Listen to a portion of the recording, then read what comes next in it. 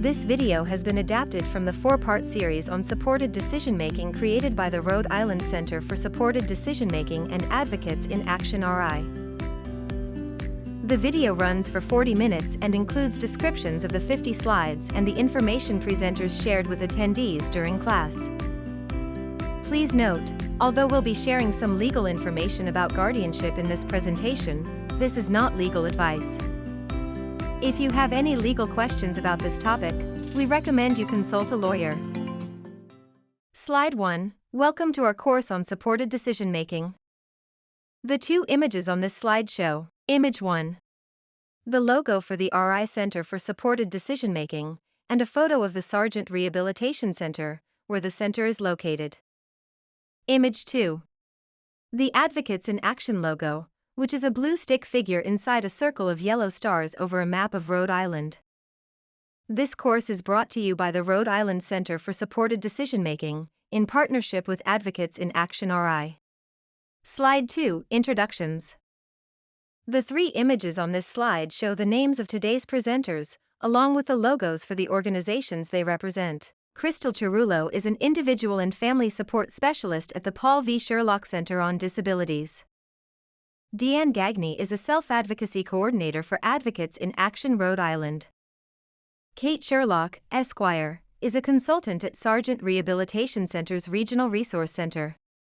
Slide 3. Decisions. The image on this slide shows a person looking up at a question mark with two arrows pointing in opposite directions. A decision is a choice you make after thinking about the options you have, and how those options may affect you and others. Slide 4. Everyday decisions. The image on this slide is a photo of 4 different flavored ice cream cones. We make decisions every day. For example, if we go out for ice cream, we make a decision about what flavor of ice cream to get. Slide 5. Easy decisions. The 3 images on this slide show, Image 1. Photo of an ice cream cone. Image 2. Photo of a carton of sugar-free ice cream. Image 3. Photo of a fruit platter. Some decisions are easier than others. But even in the ice cream example, there are some factors to think about. What if your favorite flavor isn't available? Do you have a backup flavor you'd order? Would you be willing to try a different flavor you've never had before? If you're diabetic, have high cholesterol, are trying to lose weight, have a lactose intolerance, or have some other reason why ice cream might not be the best choice, what would you choose instead? For example, you could try a sugar-free or lactose-free variety. Are you trying to eat healthy? You could have some fruit instead. The choice is yours, but as this example shows, we don't always think about how much goes into even a simple decision. Slide 6. Open-ended decisions. The 3 images on this slide show, Image 1. A resume with a help-wanted ad. Image 2. A light bulb surrounded by different things to try, such as theater, owning a pet, painting, using a computer, driving a car, graduating, going to the movies, and music. Image 3. A map of a community with a person standing next to someone in a wheelchair as they point to the word community. Open-ended decisions have many possible options. When you have a lot of different options to choose from, the decision can be a bit harder. You may have to think about these types of decisions a bit more. Here are some examples of open-ended decisions. What kind of job do you want? How do you want to be involved in your community? What new things do you want to do? What new things do you want to learn? Can you think of other open-ended decisions you've made? Slide 7. Harder decisions. The 3 images on this slide show, Image 1. An apartment building with a for rent sign out front. Image 2. A surgeon standing over a patient in an operating room. Image 3. A stick figure person proposing to another person. Some decisions can be really tough to make because they're so important in your life. Examples of these types of decisions are, which apartment should I rent? Should I have the operation the doctor recommends? Do I want to marry my girlfriend or boyfriend? Slide 8. The decision-making process.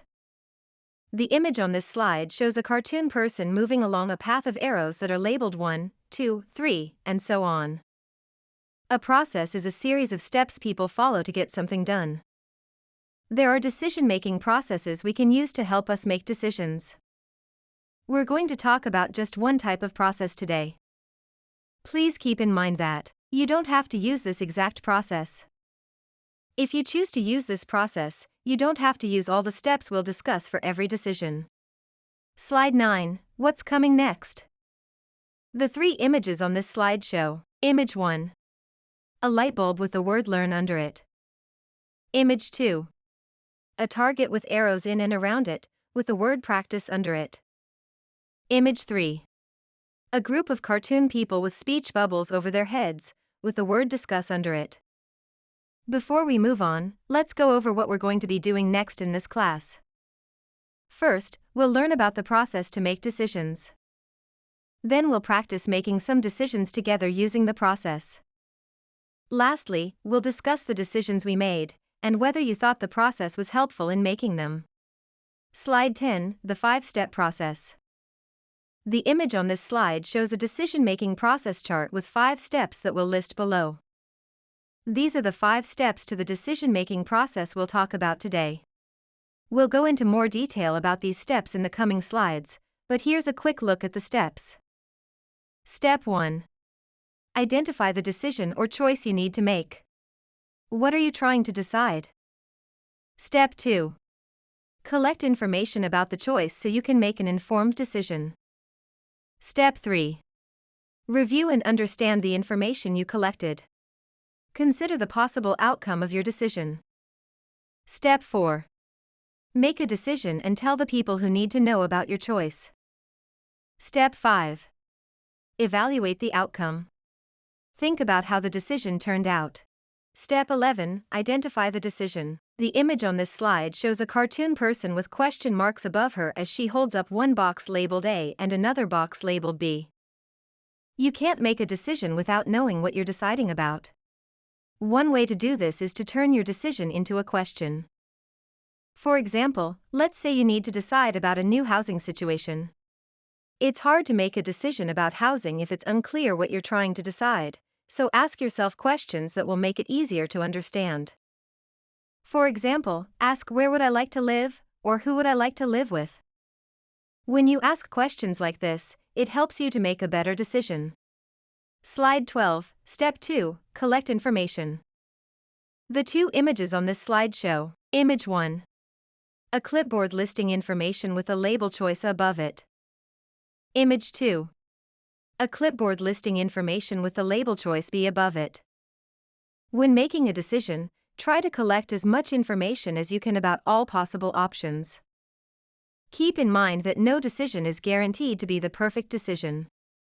There's no such thing as a perfect decision, but if you can gather information about the different options that are available, it will help you make the best one possible.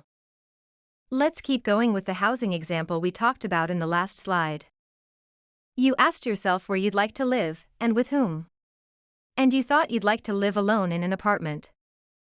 Now it's time to gather all the information you can about the available apartments. If you need help, that's okay.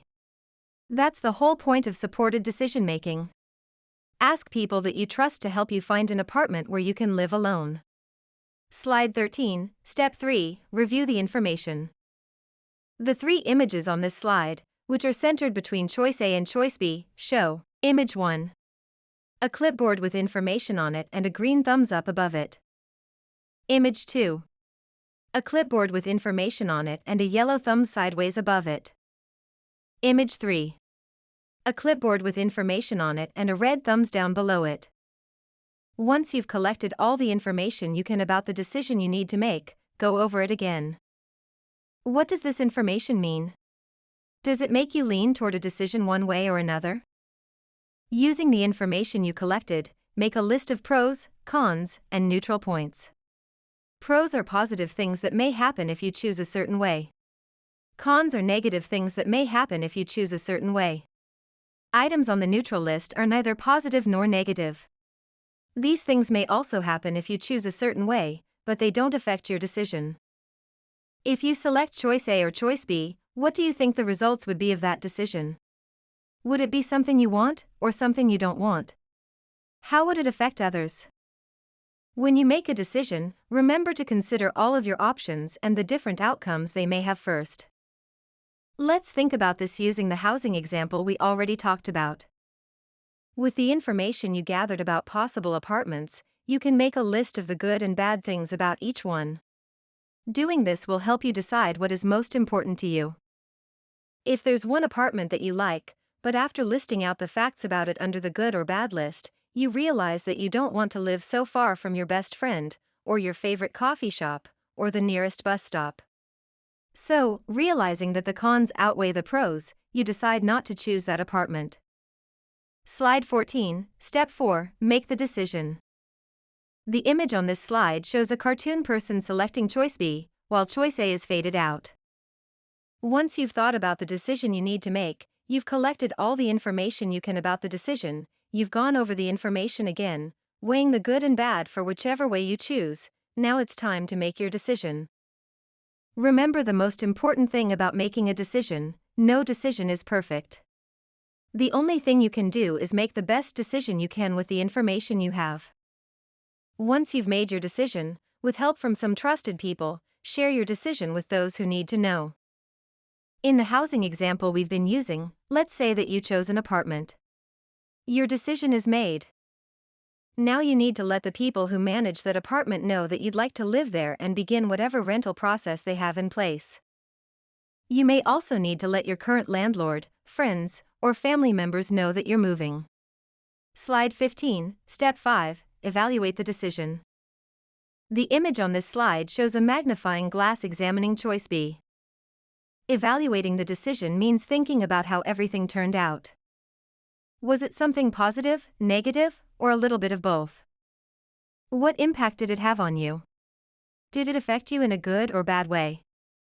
What impact did it have on others? Did it affect them in a good way or a bad way? Did your decision make anything else happen?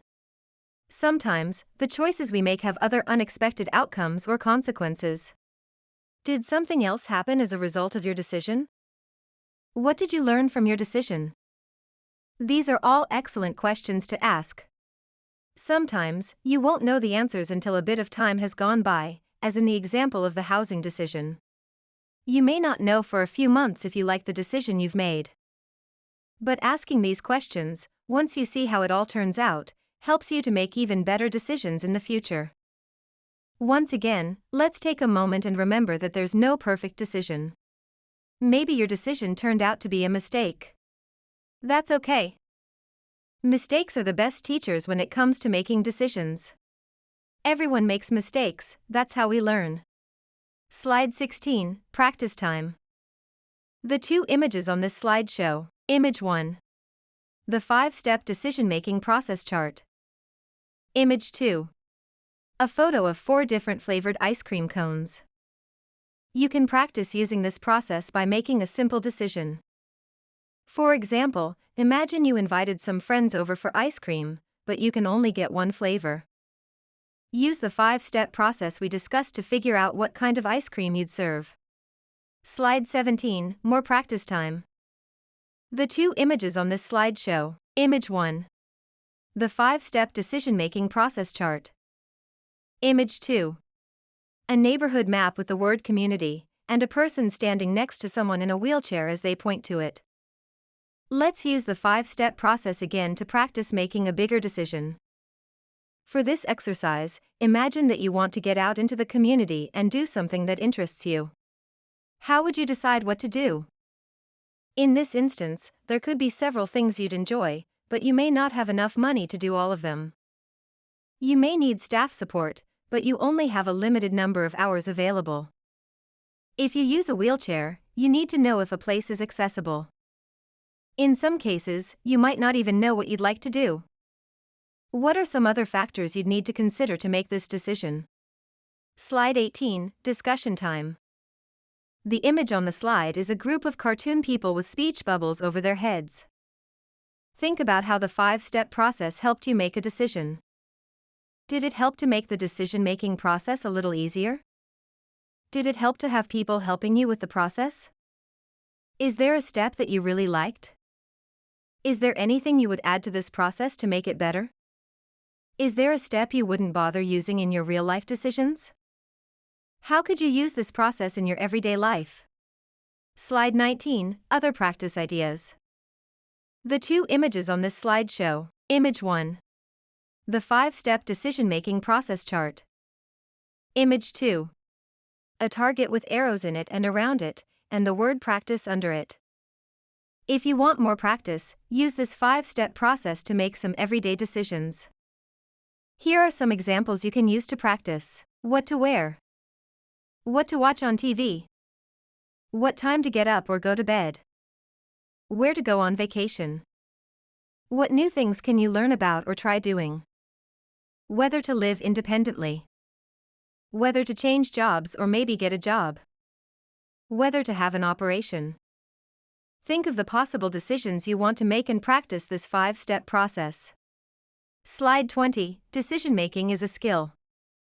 The image on this slide shows a yellow lightning bolt with an arrow pointing upwards over a picture of different activities, and the words learn, practice, and improve. Decision-making is an important life skill that is learned over time. Just like with other skills, it can take of practice. But it's a skill that's worth working on. Decision-making can be learned and improved upon every time you do it. The more you practice making different decisions, the better you'll be at using this important life skill. Slide 21, Improve your decision-making skills. The image on this slide shows a cartoon person walking up a lightning bolt that's shaped like a flight of stairs, surrounded by arrows pointing up. If you receive services from the Rhode Island Division of Developmental Disabilities, you can also add goals to your Person-Centered Plan, or PCP, to help improve your decision-making skills. Note, the PCP was formerly known as ISP, or Individualized Service Plan. Some of those goals can be: learn more about how to make decisions in everyday life. Create opportunities to make decisions and to assess your choices. Request assistance making decisions as needed. Slide 22, Supported decision-making. The image on this slide shows a cartoon person holding a sign that says, Choice B, while other cartoon people stand around cheering for them. Supported decision-making, or SDM, is a way to legally appoint a person, or a team of people, who can help you with the decision-making process when you need assistance. As we'll see in the following slides, making decisions doesn't have to be something you do alone. You can have others help you. Slide 23, Rhode Island Supported Decision-Making Act. The image on this slide shows a stick figure reaching up to the stars over a map of Rhode Island. RI passed the Supported Decision-Making Act in 2019. This act enabled people with disabilities to legally receive help with making their decisions. Rhode Island isn't the only place that made supported decision-making possible. It's spreading around the United States and around the world. Slide 24, The ability to express a decision. The two images on this slide show. Image 1. A stick figure reaching up to the stars over a map of Rhode Island. Image 2. A light bulb inside a speech bubble. In Rhode Island, the only requirement for adults who want to use supported decision-making is that they must be able to express their decisions. In other words, they must be able to communicate their decision. Communicating a decision doesn't just mean verbally saying what you decide.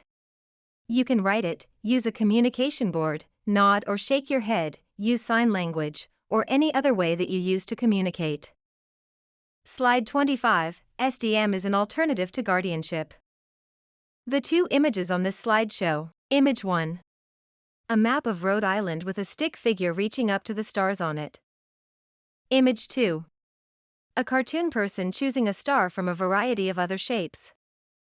The Rhode Island Decision-Making Act also recognizes supported decision-making as an alternative to guardianship.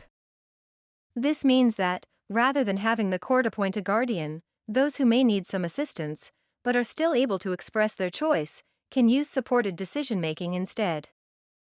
If you already have a guardian, you can also use supported decision-making to reduce the number of decisions that person makes for you. In some instances, you can even be removed from guardianship completely.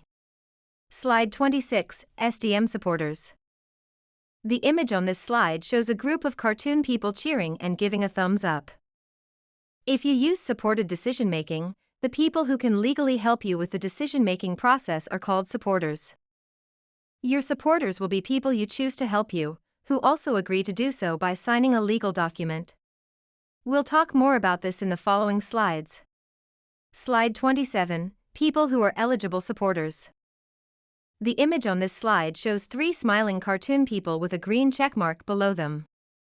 The text lists people who can be one of your supporters, including family members, friends, classmates, coworkers, and neighbors. Your supporters should be people you trust, who know you and the decisions you'll be making. You can have one supporter, or several supporters help you. That's up to you to decide. You can also have a team of supporters and decide which ones you would like to help you with a particular decision. Slide 28, people who are not eligible to be supporters. The image on this slide shows 3 cartoon people who look hesitant or confused, with a red X below them. The text lists people who cannot be your supporter, including your current service provider, your employer or employee, and anyone who is legally barred from contacting you. For example, if you have a restraining order on a particular person, they cannot be your supporter. Slide 29, support for your decision. The 2 images on this slide show, Image 1. A thumbs up on a green circle with the words "can help you decide" below it. Image 2. A thumbs down on a red circle with the words "cannot decide for you" below it. The role of a supporter is to help you with the decision-making process. They are there to offer information and advice. It's okay for your supporter to help you decide what you want to do. It's not okay for them to make that decision for you. Slide 30, support for what kind of decisions? The 5 images on this slide show, Image 1. A stethoscope with a heart in the middle and the word healthcare below it. Image 2. A hand holding $100 bills, with the word finances below it. Image 3. An apartment building with the word residence below it. Image 4. A cartoon group of friends with the word relationships below it. Image 5. A person sitting on a stack of books labeled career, skills, training, vision, and goals, with the words education and employment below it. The Rhode Island Supported Decision-Making Act covers decisions in these areas. Here are some examples of decisions your supporter can help you think through in each of them. Healthcare, do you want to lose weight? Do you need to decide whether to have an operation? What kind of medical care do you want to receive? Finances, what will you do with your paycheck, SSI, or other money? Who will pay your bills? How can you budget for the things you need? Residence, where do you want to live? Do you want to move? Who do you want to live with?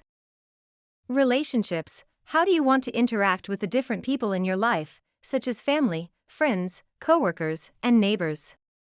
Are you concerned that your feelings towards these people may make some decisions more difficult? Education and employment, do you want to go to school? What do you want to learn? Do you want a job, or a different job than you have now? What would you like to do for work? Slide 31, how to use supported decision-making. The image on this slide shows a cartoon person with question marks and a thought bubble over them. There are some things you'll want to think about before you use supported decision-making, such as, what are some decisions you may face in your future? Who do you want to help you with the decision-making process? What kind of help will you want them to give you with the decision-making process? How will you get the help you need or want from your supporters as time goes on? How do you usually make decisions? What types of decisions do you want help with? Slide 32, the Supported Decision-Making Agreement Form. The image on this slide shows a paper that says SDM Agreement Form that has a space for both you and your supporter to sign, and 2 cartoon people shaking hands below it.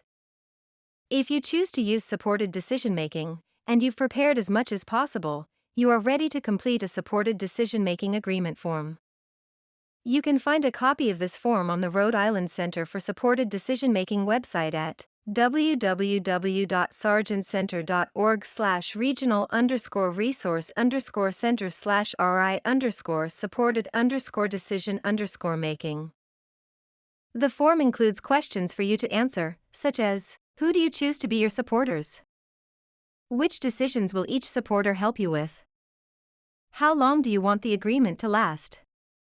Once you've filled out the form, you and your supporters need to sign it in the presence of 2 witnesses, or a notary public. A notary public is a public official appointed by a state government to serve as a witness to the signing of important documents. Slide 33, Alternatives to Guardianship. The image on this slide shows 2 sneakers standing before an arrow that splits in opposite directions. We've talked a lot about making decisions, and the fact that supported decision-making is one of the alternatives to having a guardian in Rhode Island. An alternative means another option or choice. Now, let's take some time to learn about guardianship in our state. Slide 34, Guardianship in Rhode Island.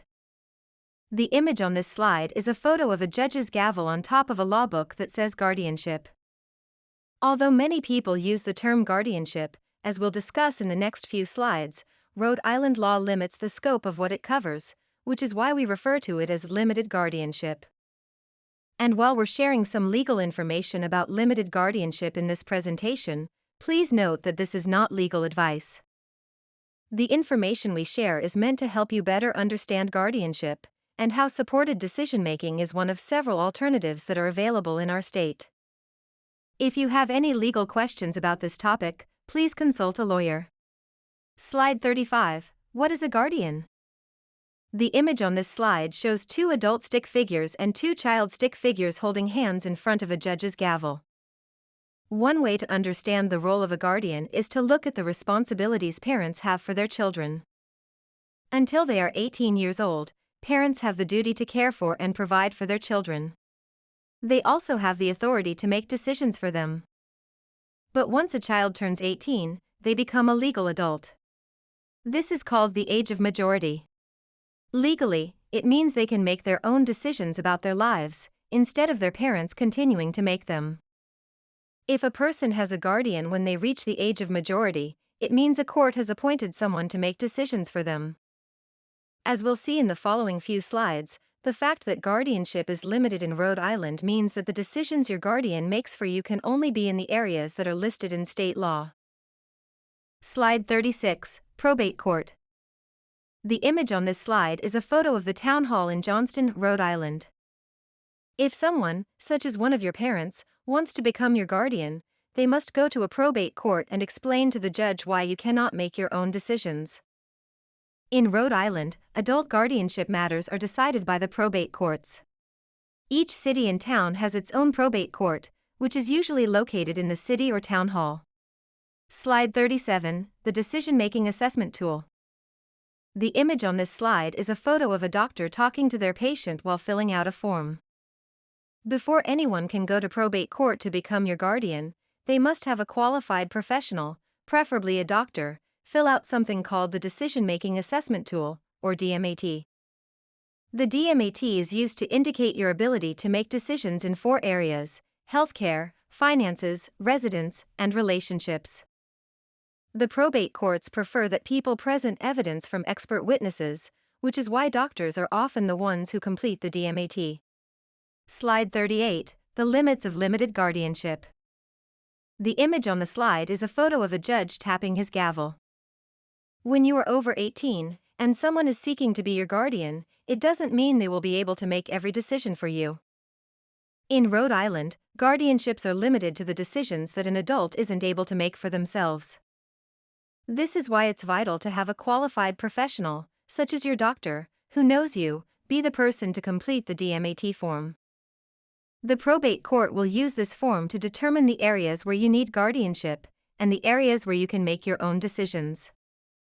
Your guardian will be limited to making decisions for you exclusively in the areas the court lists in their guardianship decision. Slide 39, consider the alternatives first. The image on this slide shows a magnifying glass examining a signpost with the words help, support, advice, guidance, and assistance pointing in different directions. According to Rhode Island state law, Anyone seeking to obtain guardianship of another person must first explore and rule out available alternatives. In other words, if there are other legal ways to help you make decisions besides appointing a guardian, the court needs to know about them before it approves a petition for guardianship. Fortunately, this means that a person seeking to become your guardian must follow the legal process, which includes several steps, before a court will grant their request. Slide 40, Alternatives to Guardianship. The image on this slide shows a cartoon person surrounded by a circle of arrows pointing to boxes with the various alternatives to guardianship mentioned below. There are many alternatives to guardianship that you can use either instead of, or in combination with, supported decision-making. We don't have time to discuss these here, but we wanted to mention them, so you know you have other options. The alternatives to guardianship include durable power of attorney, living will and MOLST, which stands for medical orders for life-sustaining treatment. Petition for instructions, representative payees, trusts, power of attorney, joint bank accounts, ABLE accounts, which stands for achieving a better life experience. Slide 41, the 4 areas of limited guardianship. The images on this slide represent the 4 decision-making areas that are covered under Rhode Island's limited guardianship law. Image 1. A stethoscope with a heart in the middle and the word healthcare below it. Image 2. A hand holding $100 bills, with the word finances below it. Image 3. An apartment building with the word residence below it. Image 4.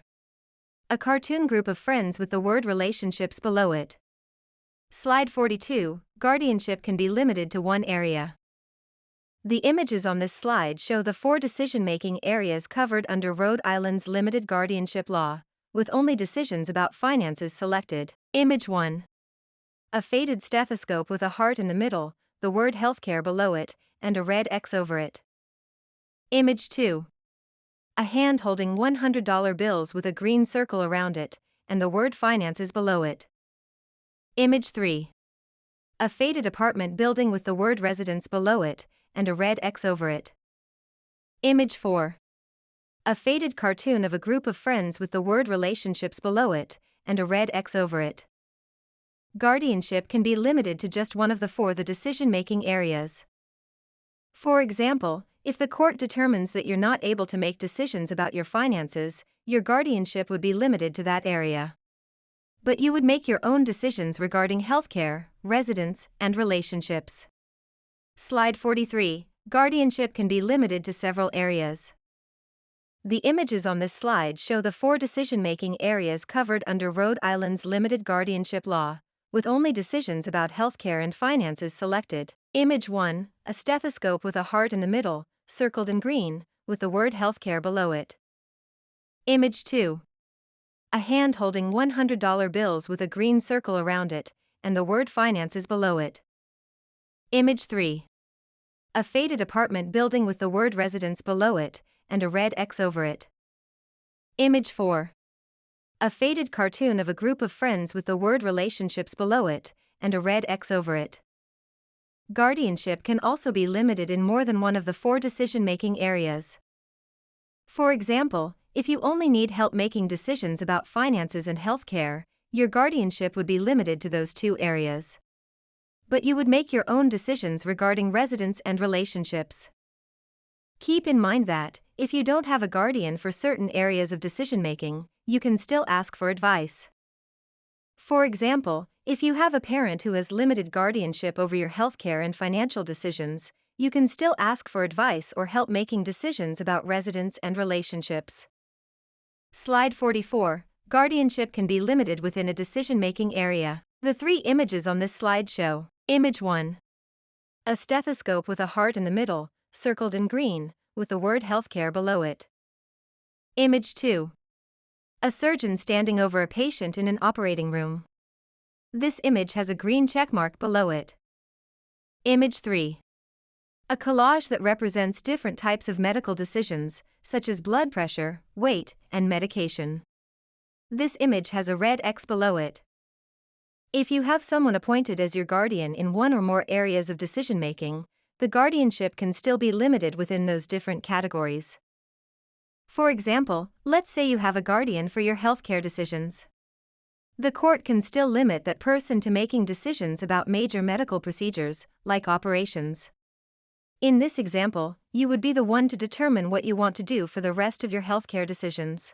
Slide 45. Using alternatives with limited guardianship. The two images on this slide have a blue plus sign between them and show: Image 1.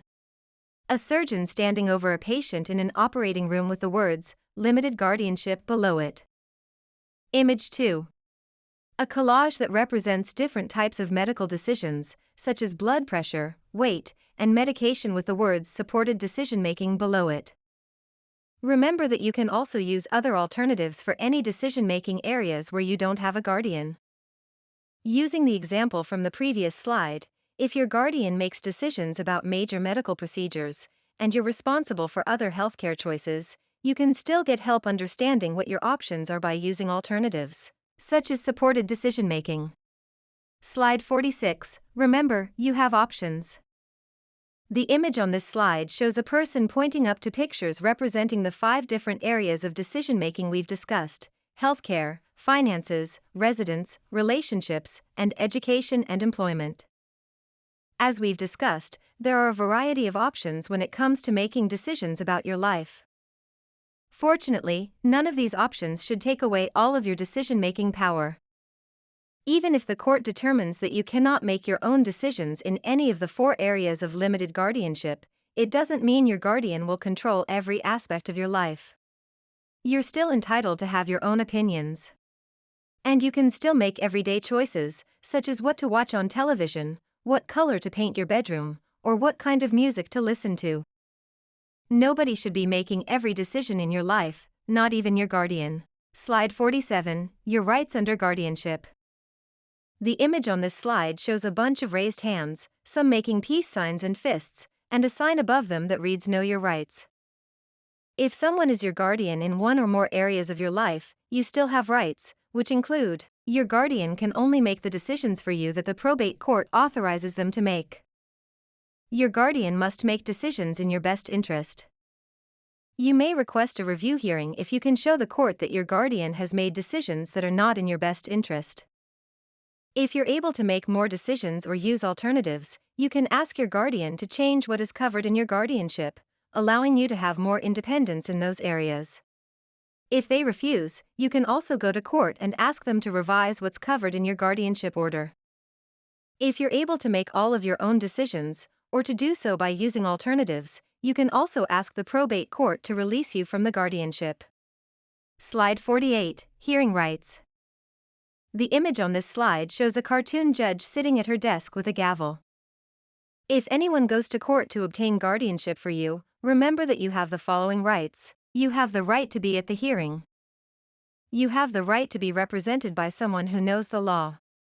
They will make sure you have a voice, even if you don't understand the law. You have the right to have someone ask questions on your behalf to the people who are speaking as witnesses about you. You have the right to present your own information and facts, and to have people you choose speak about you. You have the right to a meaningful opportunity to be heard so you can speak up for yourself. You have the right to appeal if you disagree with a decision that is made about you.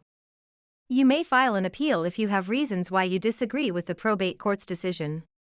There is a short time frame to file this appeal, so it's best to do so as soon as possible. Slide 49. Your right to vote. The image on this slide shows a cartoon person who uses a wheelchair filling in a ballot to cast their vote. As we've discussed, Rhode Island guardianship law is limited to a person's capacity to make decisions in 4 areas: healthcare, finances, residence, and relationships. The law does not address a person's capacity to vote, which means that the probate courts do not have the authority to take away this fundamental civil right. In other words, if you have a guardian, they cannot prevent you from voting. They also can't tell you who to vote for. People who have a guardian can still vote. Slide 50. The end. The 2 images on this slide show: Image 1. The logo for the RI Center for Supported Decision-Making, and a photo of the Sergeant Rehabilitation, where the center is located. Image 2. The Advocates in Action logo, which is a blue stick figure inside a circle of yellow stars over a map of Rhode Island. Thank you for attending our course on supported decision-making. We hope it helped you learn more about this important topic. Remember, it's your life. Keep speaking up. Produced by Advocates in Action Rhode Island, 2025. Nothing about us without us.